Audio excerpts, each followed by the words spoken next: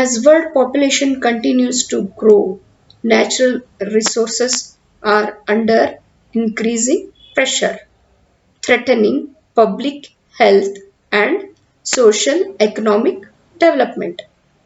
Hmm. So, in 1992, Union of Concerned Scientists issued a World Scientist Warning to Humanity, signed by 1600 prominent scientists. 1600 scientists ಕೂಡಿ ಅದನ್ನ sign ಮಾಡಿ ಅದನ್ನ ready ಮಾಡಿದ್ರಂತೆ. ಯಾವುದು? Warning to humanity. that called attention to threats to life sustaining natural resources. Natural resource ಅನ್ನ ಎಷ್ಟು ಬೇಕಾಗುತ್ತೆ ಅಷ್ಟರ ಮಟ್ಟಿಗೆ ಯೂಸ್ ಮಾಡ್ತಾ ಹೋಗ್ಬೇಕು ಅನ್ನೋ ಸಲಾಗಿ 1600 ಸೈಂಟಿಸ್ಟ್ಗಳು ಸೇರಿ ಅದನ್ನ ಇದನ್ನ ರೆಡಿ ಮಾಡಿದ್ರಂತೆ. ಯಾವುದು? ವಾರ್ನಿಂಗ್ ಟು ದ ಹ್ಯುಮ್ಯಾನಿಟಿ ಅಂತ ಹೇಳಿ.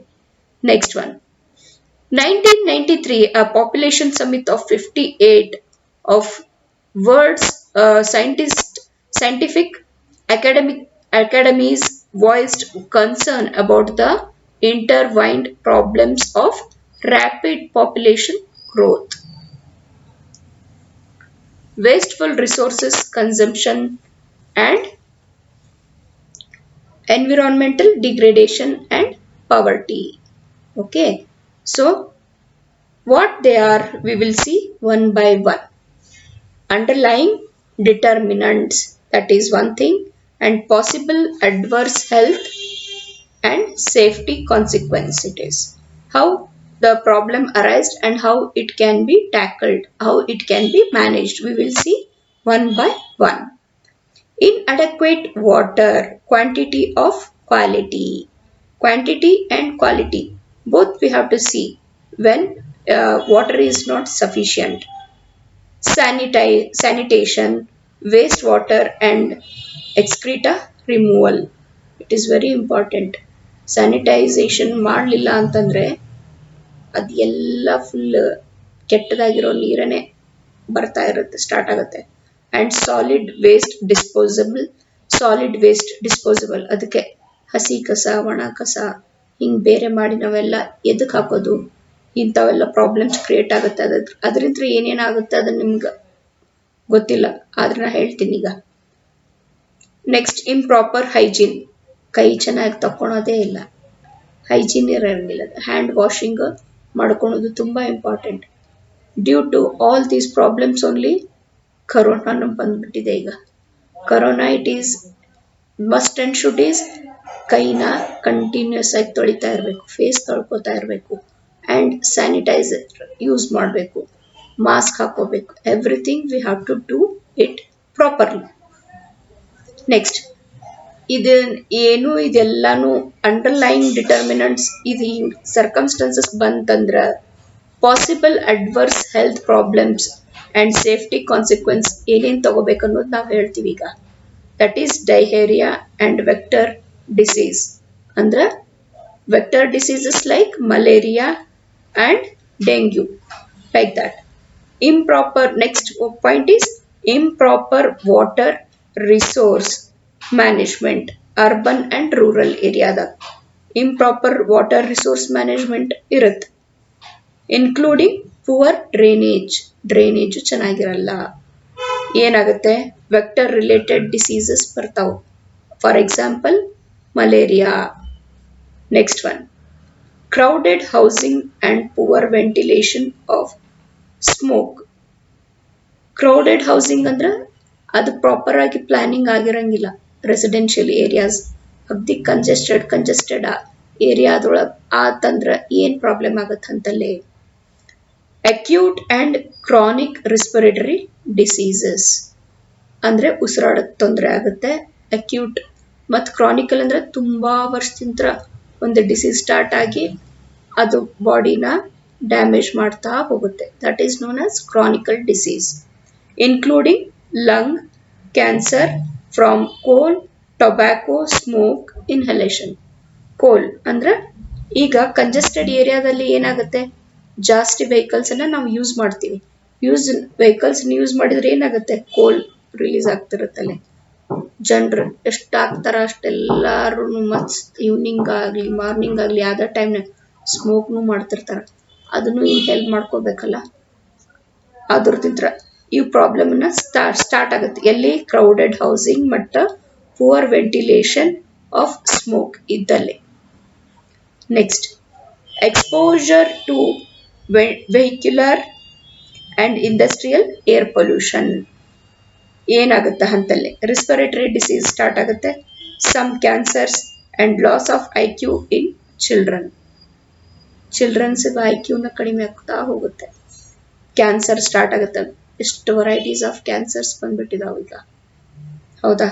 ಲಂಗ್ ಕ್ಯಾನ್ಸರ್, ಥ್ರೋಟ್ ಕ್ಯಾನ್ಸರ್, ಆಮೇಲೆ ಅಬ್ಡಾಮಿನಲ್ ಪಾರ್ಟ್ ಒಳಗೂ ಅಲ್ಲಿನೂ ಕ್ಯಾನ್ಸರ್ ಸ್ಟಾರ್ಟ್ ಆಗುತ್ತೆ. ಯಾವ್ದು ಹೇಳ್ರಿ? ಕೋಲನ್ ಕ್ಯಾನ್ಸರ್, ಬ್ರೆಸ್ಟ್ ಕ್ಯಾನ್ಸರ್, ಏನ್ ಹೇಳ್ತಾ ಹೋದ್ರೆ ಆಗಲ್ಲ ಅದು ಒಮ್ಮೆ. Next comes population movement and encroachment and construction which affect feeding and breeding grounds of vector such as mosquitoes. ಅವು ಬೆಳ್ಯಾಕ ಸ್ಟಾರ್ಟ್ ಆಗ್ತಾವಲ್ಲಿ. ವೆಕ್ಟರ್ ರಿಲೇಟೆಡ್ ಡಿಸೀಸ್ ಯಾವ ಬರ್ತಾವು? Malaria and psychomonasis and dengue fever may also help spread other infectious disease. For example, HIV, AIDS, Ebola fever. ತುಂಬ horror ಇವೆ, ಎಲ್ಲ ಹೇಳ್ತಾ ಹೋದ್ನಂದ್ರೆ ಇಷ್ಟನೇ ಸಾಕು. Next, exposure to naturally occurring toxic substances. Poisoning from example arsenic, manganese and fluorides.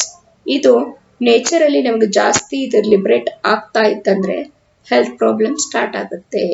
That is exposure to naturally occurring toxic substances. It is next one is natural resource degradation and mud slide, poor drainage, erosion. ಇದರಲ್ಲಿ ಏನಾಗುತ್ತೆ? Injury and death from mud slides and flooding.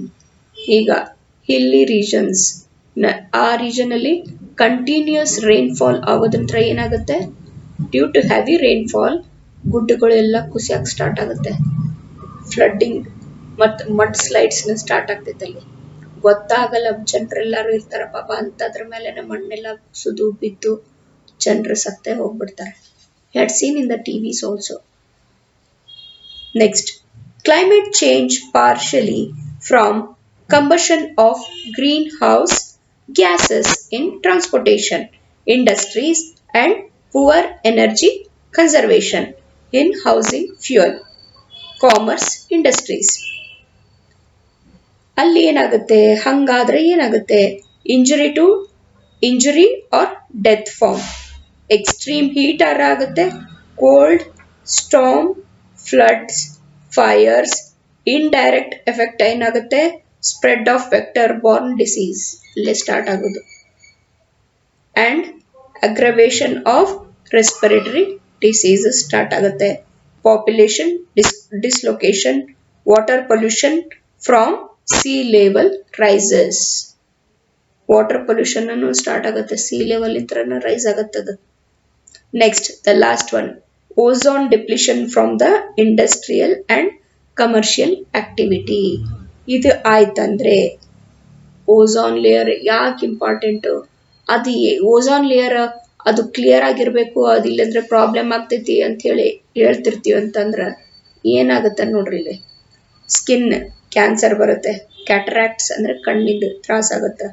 Indirect effects are compromised food production. If ozone layer is lost, there we will see all these side effects on human beings. These are all mentioned are impact of human health and welfare. Next one is environmental health and child survival. See now, worldwide top killers of children under 5 are acute respiratory infections from indoor air pollution. That is diarrheal disease, mostly from poor water, sanitation and hygiene it is. ಅದರಿಂದ ಚಿಕ್ಕ ಮಕ್ಕಳಿಗೆ ತೊಂದರೆ ಆಗುತ್ತೆ. Next, childrens are especially susceptible to environmental factors that put them at risk developing illness early in life. ಚಿಕ್ಕವರಿದ್ದಾಗನೇ health problem start ಆಗುತ್ತೆ. If when we are small, the health problem arises, it will continues and it will lead to the chronic diseases. Okay. Next,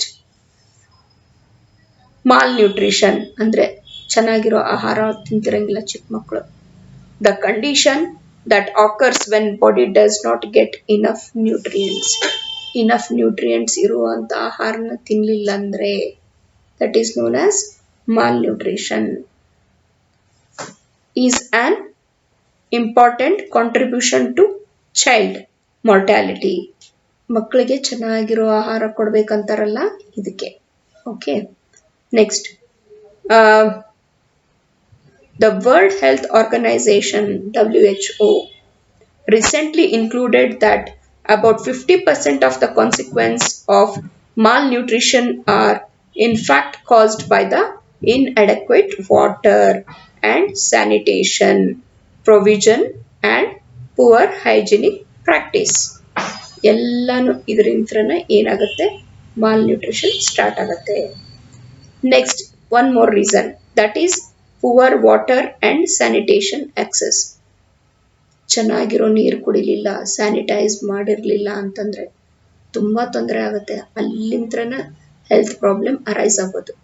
C, with a 1.1 billion people lacking access to safe drinking water and 2.6 billion without adequate sanitation, the magnitude of the water and sanitation problem remains significant.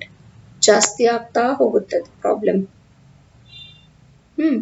About 6 million people are blind from trachoma disease caused by lack of clean water.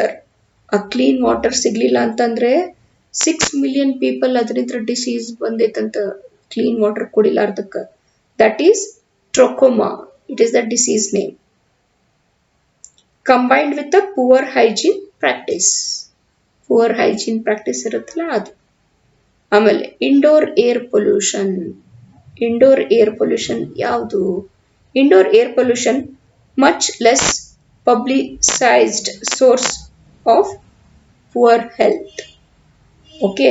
Indoor air pollution, indoor air ಅಂದ್ರೆ ಯಾವ ಥರ air ಅದು? Indoor outdoor air, ಎರಡು ಥರ air ಇರ್ತಾವೆ. is responsible for more than 1.6 million deaths per year and for 2.7% of global burden of disease. Indoor air pollution intra health problem intra 2.7% of global burden disease.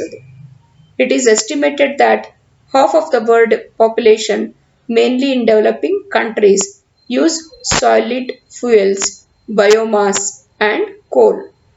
So, cooking and heating with such solid fuels on open fires or stoves without chimneys lead to indoor air pollution. ಈಗ kitchen ಒಳಗೆ ನೀವು ಅಡುಗೆ ಮಾಡ್ತಿರ್ತೀರ, so ಅಲ್ಲಿ chimneys ಇರಬೇಕು. ಯಾಕದು ತುಂಬ important. ಇವೆಲ್ಲನೂ ನಾವು chemicals use ಮಾಡಿ ಈಗ ಗ್ಯಾಸ್ ಇದಕ್ಕೆಲ್ಲನೂ ನಾವು ಉಪಯೋಗಿಸ್ತೀವಲ್ಲ, it should be gone outside. ಆ ಸ್ಮೋಕ್ ಹೊರಗಡೆ ಹೋಗಬೇಕು. It should not be circulated in the house. ಅದರಿಂದ ಏನಾಗುತ್ತೆ, ಇಂಡೋರ್ ಏರ್ ಪೊಲ್ಯೂಷನ್ ಸ್ಟಾರ್ಟ್ ಆಗುತ್ತೆ and chronic disease will arise due to that. Next, exposure to these health damaging pollutant is particularly high among women and children. ಅಡಿಗೆ ಮಾಡೋರು ಹೆಣ್ಮಕ್ಳು, ವುಮನ್ಸಿಗೆ ಬರುತ್ತೆ disease. ಮತ್ತೆ ಅದ್ರ ಜೊತೆ ಯಾರು ಇರ್ತಾರ? ಚಿಲ್ಡ್ರನ್ಸ್ ಇರ್ತಾರ, ಚಿಲ್ಡ್ರನ್ಸ್ಗೂ ಬರ್ತೈತಿ. In developing countries, who spend most time inside the household ಒಳಗೆ ಯಾರು ಇರ್ತಾರ? ವುಮನ್ಸ್ ಜಾಸ್ತಿ. As many as half of the death attributable to indoor use of solid fuel are for children under the age of 5. 5 ವರ್ಷಕ್ಕಿಂತ ಕೆಳಗಿನವ್ರಿಗೆನೆ ಈ disease ಬರಕ start ಆಗುತ್ತೆ. Next the disease ಆಫನ್ಲಿ we hear that is malaria. ನಾವೊಂದು ಸ್ವಲ್ಪ disease ಬಗ್ಗೆ description ಕೊಡ್ತೀನಿ, ನಿಮಗೆ ಗೊತ್ತಿರಬೇಕದು. ಇದು ಮೇನ್ ರೀಸನ್ ಇದಕ್ಕೆ ಏರ್ ಮತ್ತು ಇಂಡೋರ್ ಏರ್ ಆಯಿತು ಮತ್ತು ವಾಟರ್, ಪ್ಯೂರ್ ವಾಟರ್ ಇರಲಿಲ್ಲ ಅಂದರೆ ಬರುತ್ತಿದೆ. Approximately 40% of the world people, mostly those living in the world's poorest countries, ಯಾವ ಪೂವರ್ ಅದಾವಲ್ಲ ಅಲ್ಲಿಂದ ಇದು 40% arise ಆಗುತ್ತಂತೆ, at the risk from malaria. Malaria is the infectious disease spread by the mosquitoes but caused by a single-celled parasite called Plasmodium. ಇದು ಬರೋದು mosquito ಇಂತ್ರನ, ಆದ್ರೆ ಒಂದು cell that is called single celled ಒಂದು ಇದಿರುತ್ತೆ virus that is known as plasmodium. Every year more than 200 million people become infected. 200 million ಜನ infection ಆಗ್ತೈತಂತ ಇದರಿಂತ್ರ people become infected with a malaria and about 4,30,000 will die ಮಲೇರಿಯಾದಿಂದ. Most cases and deaths found in sub-Saharan Africa. ಅಲ್ಲೇ ಇವು ತುಂಬಾ ಮಲೇರಿಯಾದಿಂದ ಜನರು ಸಾಯ್ತಾರಂತೆ. However, Asia, Latin America, Middle East, parts of Europe are also affected. ಅಲ್ಲಿನೂ affect ಆಗಿದೆ. Semi-immune pregnant woman with malaria infection risk severe anemia and impaired fetal growth. ಅಂದ್ರೆ pregnant ವುಮನ್ಗೆ ಈಗ ಅಕಸ್ಮಾತ್ ಈ ಡಿಸೀಸ್ ಏನಾರ ಅಟ್ಯಾಕ್ ಆತಂದ್ರೆ ಫೀಟಲ್ ಅಂದ್ರೆ ಫೈಟಸ್ ಏನು ಬೆಳಿತಿರುತ್ತಲ್ಲ ಮಗು, ಅದಕ್ಕೂ ಇನ್ಫೆಕ್ಷನ್ ಆಗುತ್ತಂತೆ, ಅದು ಚೆನ್ನಾಗಿ ಬೆಳೆಯಲ್ಲಂತೆ.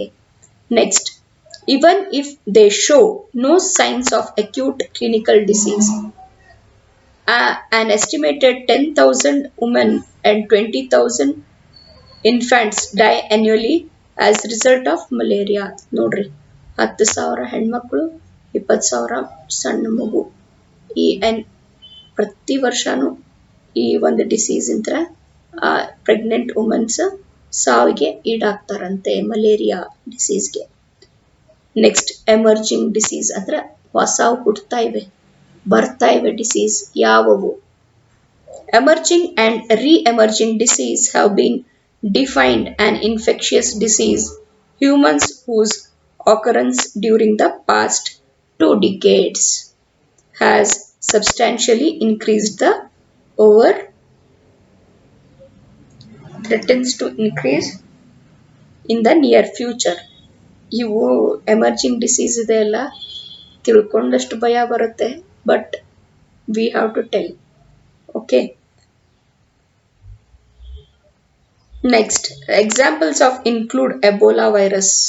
ಎಬೋಲಾ ವೈರಸ್ ಅಂತ ಬಂದಿದೆ, West Nile virus, Zika virus, sudden acute respiratory syndrome SARS, ನೀವೆಲ್ಲ ಈಗ ಕೇಳ್ಪಟ್ರಿ ಲಾಕ್ಡೌನ್ ಟೈಮಲ್ಲಿ. H1N1 influenza, swine and avian influenza, swine, bird flu, HIV and variety of the other viral, bacterial and protozoa disease. And the latest you know that is coronavirus, COVID-19. What are the symptoms of corona, that is COVID-19? If a person is suffering from corona, if his test came positive, he suddenly means some of the symptoms I will just explain. That is, he is suffering or she is suffering from fever, acute fever and cold, cough and breathing problem. Okay. Next, the variety of environmental factors may contribute to re-emergence of particular disease, including temperature, moisture, human food and feed resources, etc. Disease re-emergence may be caused by the coincidence of several of these environmental or social factors allow optimal conditions of transmission of the disease. Next one is Ebola. Previously known as Ebola hemorrhage fever is a rare and deadly disease. It is a deadly disease, Ebola, caused by infection with one of the Ebola virus strains. ಆ Ebola virus ಅನ್ನೋದ್ರಿಂದ ಆ disease ಬರುತ್ತೆ. Ebola can cause ಏನ್ disease ಬರುತ್ತೆ, can cause disease in humans and non human primates ಅಂದ್ರೆ monkeys I think. The 2014 Ebola virus strains Ebola can cause disease in humans and primates ಅಂತ ಹೇಳಿದ್ದಾರೆ. Epidemic is the largest in the history with over 28,000 cases ಆಗ್ಬಿಟ್ಟಿದಾವೆ ಈಗ already and 11,302 death ಆಗಿವೆ, affecting multiple countries in West Africa ಒಳಗೆ ಈ Ebola virus ಕಂಡು ಬಂದಿರೋದು. ಅಲ್ಲೇನೆ 28,000 ಕೇಸಸ್ ಆಗಿ 11,000 ಪೀಪಲ್ಸ್ ಇದರಿಂದ ಸಾವನ್ನಪ್ಪಿದ್ದಾರೆ. And there were a small number of cases reported in Nigeria and Malay and a single case reported in Senegal. However, these cases were contained with no further spread in these countries. ಅವಾಗ study ಮಾಡಿ ಅದನ್ನೆಲ್ಲಾನು analyse ಮಾಡ್ಯಾರ, ಅದು ಮತ್ತೆ ಮುಂದೇನು spread ಆಗಿಲ್ಲಂತೆ. Next one is HIV AIDS. Epidemic has spread with the infectious ferocious speed. HIV AIDS ಅಂತರೂ ಅಗದಿ fast spread ಆಗ್ತೈತದ. Virtually unknown 20 years ago 20 ವರ್ಷದಿಂದ ಗೊತ್ತೈತೆ ನಮಗಿದು. HIV has infected more than 60 million people. 60 million people ಇದಕ್ಕೆ infection ಆಗಿದೆ. Each day approximately 14,000 new infections occurs. More than 20 million have died from AIDS. 20 millions have died due to AIDS disease. Over 3 million in 2002 alone. 3 million people ಬರೀ 2002 ಒಳಗೆ ತೀರ್ಕೊಂಡಾರಂತ, ಇನ್ನು ಸಾವನ್ನಪ್ಪಿದ್ದಾರೆ. AIDS is now the leading cause of death in sub-Saharan Africa and the fourth biggest killer globally. The epidemic has cut life expectancy by more than 10 years in several nations.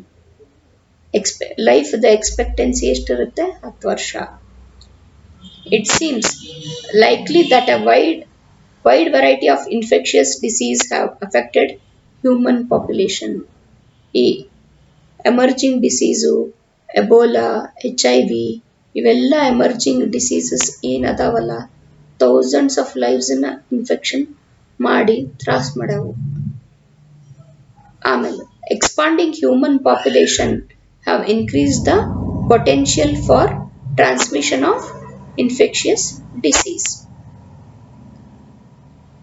That results in the wrong place at the wrong time for a disease to occur. For example, hangandri ಏನು, natural disaster or a political conflict. ಅಂತ ಟೈಮ್ನಾಗ diseases ಬಂದಿರ್ತಾವ. Global travel increase the potential for a carrier of disease to transmit the infection thousands of peoples.